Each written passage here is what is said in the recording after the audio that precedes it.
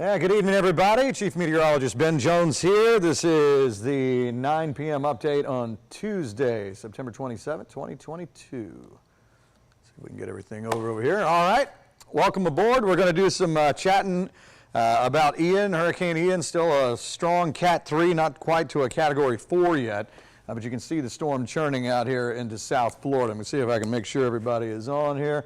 We're on Facebook, we're on YouTube, we're all over the place. So if you have any questions, this will be the place to drop those, and I'll try to go through a bunch of different model scenarios as we go forward through the next couple of days. All right, just making sure everything is together here. This is, I'm going to show you the latest advisory here that's coming up with the latest track, and I'll have to see if Facebook and everything will get online in a minute. Here is a look at the storm. You can see the tornado watch, which is in South Florida, Miami to Key West here, Fort Myers, West Palm. This, again, is the dirty side of the storm. So this is the side you don't want to be on. When you have the center here, you would rather be, let's say this is approaching us, we would rather it pass to our east. And let's say Macon and Central Georgia is over here. That way that we would get the cleaner side, which is still going to have some rain and some wind, but overall would not have the same threat is what they're seeing in South Florida on the east side of that. All right, so here is a look at the spaghetti plots, and they are still showing a wide range of possibilities with this, but there's some consensus, at least in the early going, that it will make landfall around Fort Myers, cross over Florida, and then start to move toward the north. After that, there is some separation out there as we go forward. So let's get into the latest track from the National Hurricane Center, and you can see perhaps a landfall as maybe a Category 4. Either way, if it's a 3 or 4, it's still a major hurricane as we go through tomorrow afternoon, somewhere between Fort Myers and Tampa. It looks like closer to Fort Myers, and then it'll start to move over land. And of course, once it does that, that's when things start to fall apart a little bit here. Let's go forward.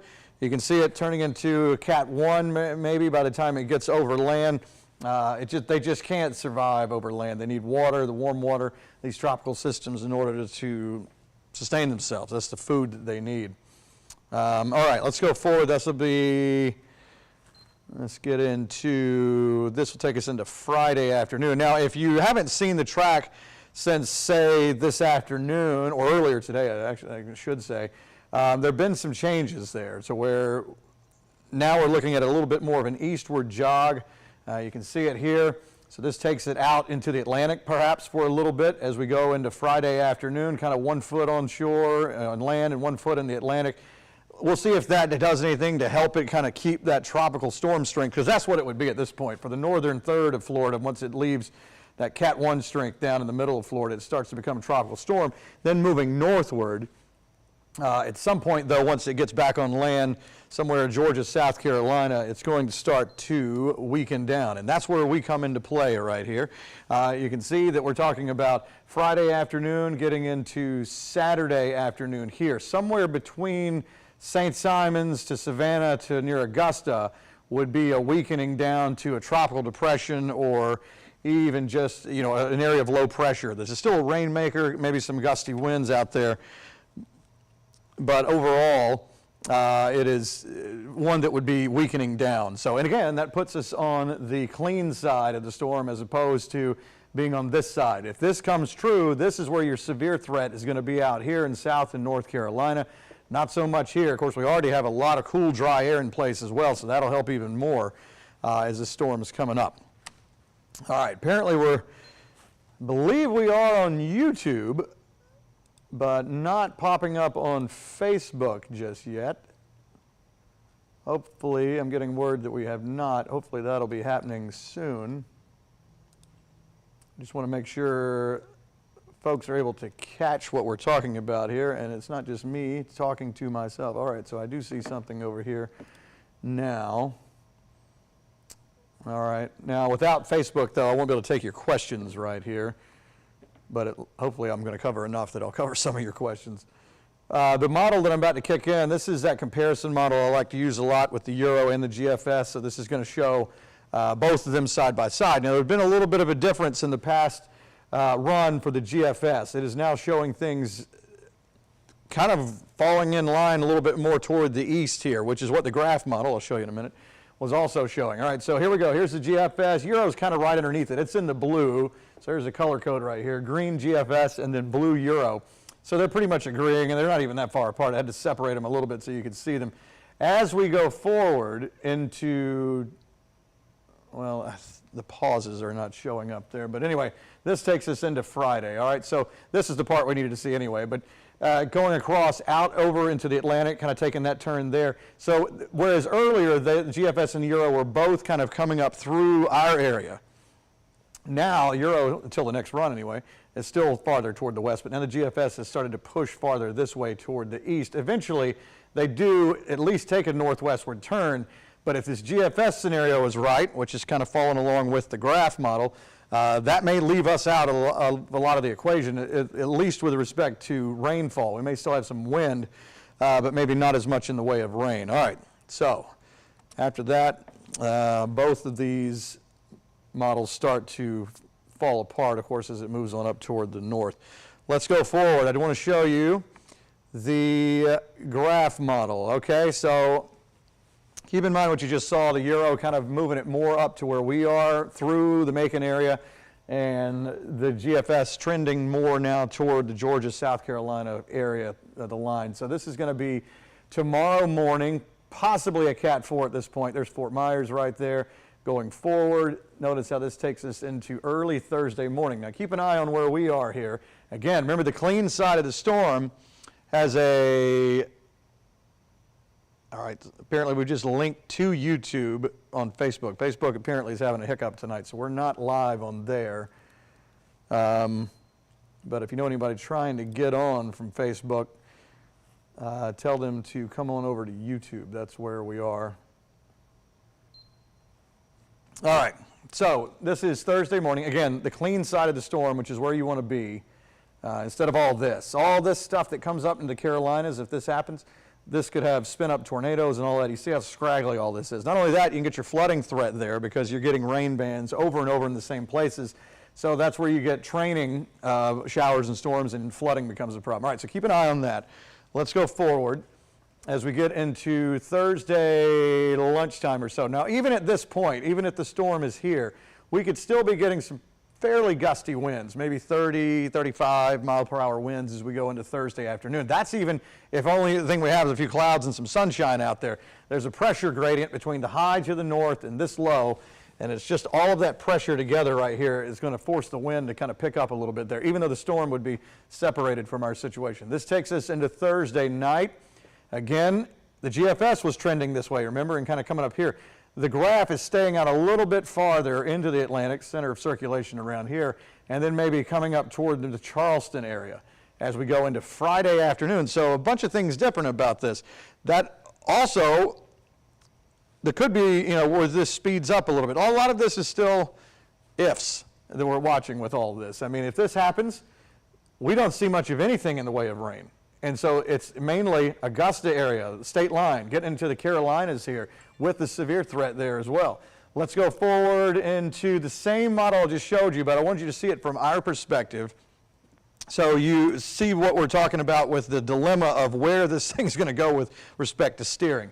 Take a front, for instance. A front is generally, when it comes down, if you have a tropical system coming up, that's going to force it and steer it. It's going to kind of be blocking it like this, saying you can't come in here this way, all right? So that boundary that came through yesterday that brought us the nice stuff now is kind of stalled. There may be a wavering with this, and this is just an estimation I've drawn on here, but let's just say this thing is here. It cannot get through, so like a running back in a football game along the defensive line, it keeps going down until it finds a gap in there somewhere, at least until the atmosphere is conducive enough for it to kind of come back. And so it looks like maybe this could be part of that scenario with the graph model. All right, this is going to be wind gusts here. This is the graph model that I just showed you right here. All right, so let's say that scenario is correct. This is tomorrow night at midnight. Maybe the wind's already picking up 25 to 30. This would take us into Thursday afternoon. Notice if this model is right, center of circulation's here, but we have wind as we go through Thursday into Thursday night. They could be gusting a near 30 plus miles per hour, especially the farther east you are. And with any of these scenarios, we're saying the farther east you are in all of them, you have the greater potential of wind and rain. So in other words, Dublin would have a better potential of having gusty winds Thursday into Friday and maybe Saturday than Thomaston is going to have. Same thing with rain. Here is the wind gust map for the GFS. Earlier, this was kind of a, let's just take it from what it is now. The track has shifted a little bit. Here comes your center right here. So this is Thursday. Now getting into Friday, you could see 35 to 40 mile per hour wind gusts here. Let's take the same model up until Friday night, midnight, 45 to 50 plus miles per hour. Again, this has moved. The GFS earlier was over here. So this separates us a little bit from the wind, but notice we still have some stout wind.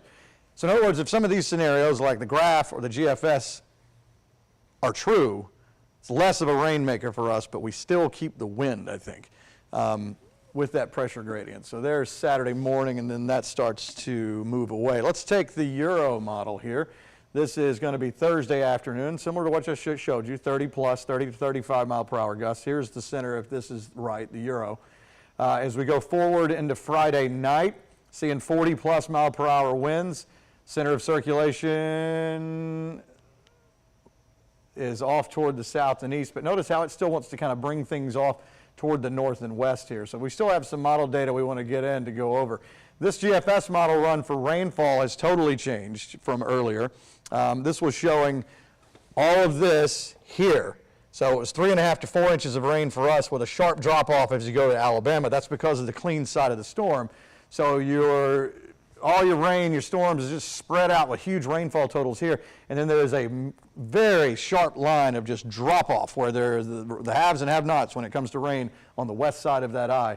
So with that track shifting over, now we went from 3.5 to 4 inches of rain to a half inch to almost nothing in our southwestern counties. The Euro model still puts rainfall totals up for us right now.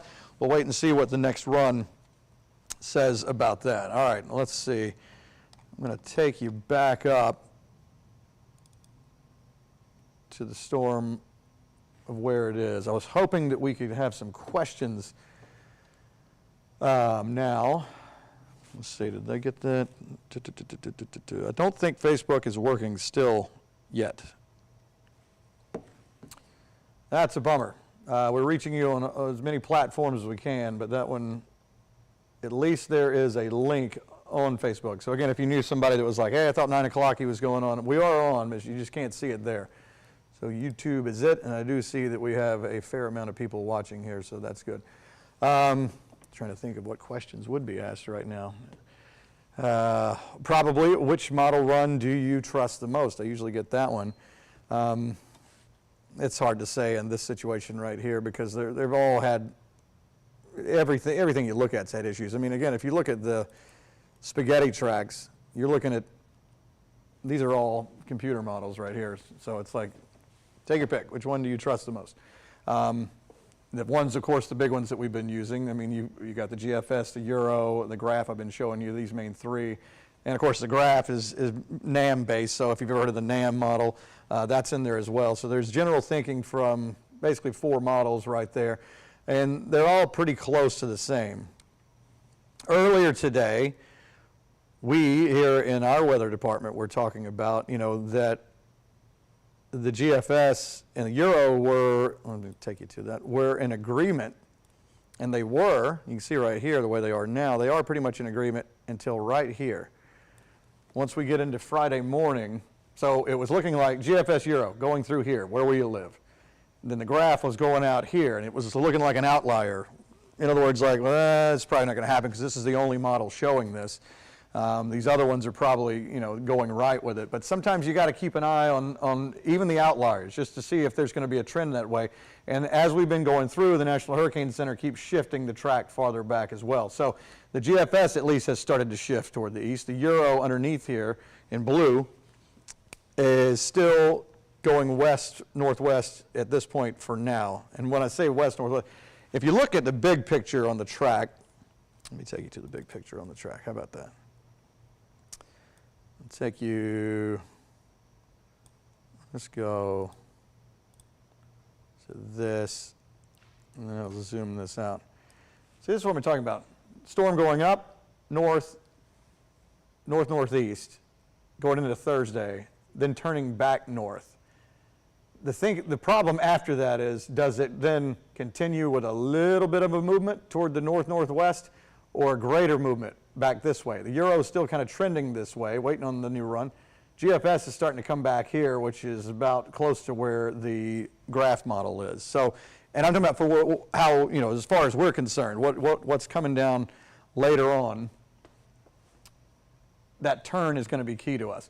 Regardless of whichever one of these is right, everything that I have seen at this point on Tuesday night, and things could change, is that we will at least have a wind maker. I think that's going to be the number one thing, is that we will have winds in excess of 40 miles per hour as we go Friday into Saturday, starting Thursday, maybe 30 plus miles per hour. And then as we go into Friday, picking up a little bit. The question after that is, how much rain do we see? The farther east you are, the better your chance. But again, if you take how the GFS has trended, and I will show you that now.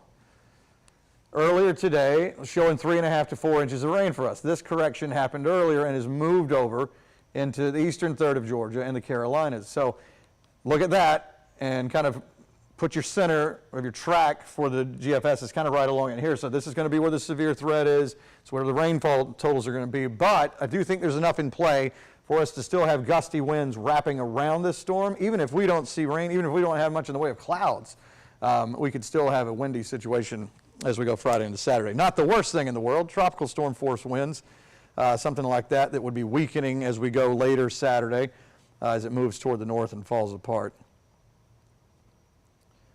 All right, going to hang for just a couple more minutes. I was hoping again to get some Facebook interaction in here. I'm sure that we are following up on that. Whatever glitch is happening, I guess it's on their end. But again, the overall takeaway, and I'll just do it on the track here, is really, which is what the National Hurricane Center does. It's trying to pick the median of these model solutions and trying to go with, well, if you got some here and you got some here, let's try to lean in as close as we can on an average.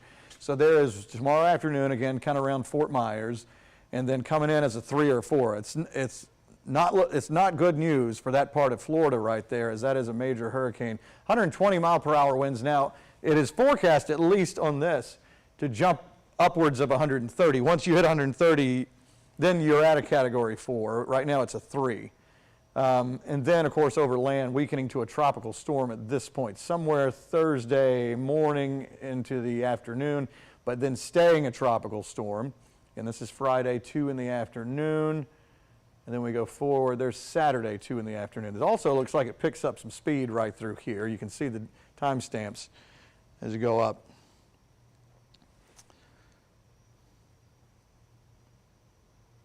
Okay, they are working on the Facebook thing, but no word if that's going to be corrected tonight. So the overall takeaway on Tuesday night, September 27th, is that it looks to be staying to our east. This is all subject to change. It looks to be staying off to the east, giving us some wind wrapping around. It puts us in the best scenario on which side of the storm to be on. It would take out pretty much the equation of tornado type stuff and major flooding and all that. It would mainly make it a wind event for us if this is the way this goes.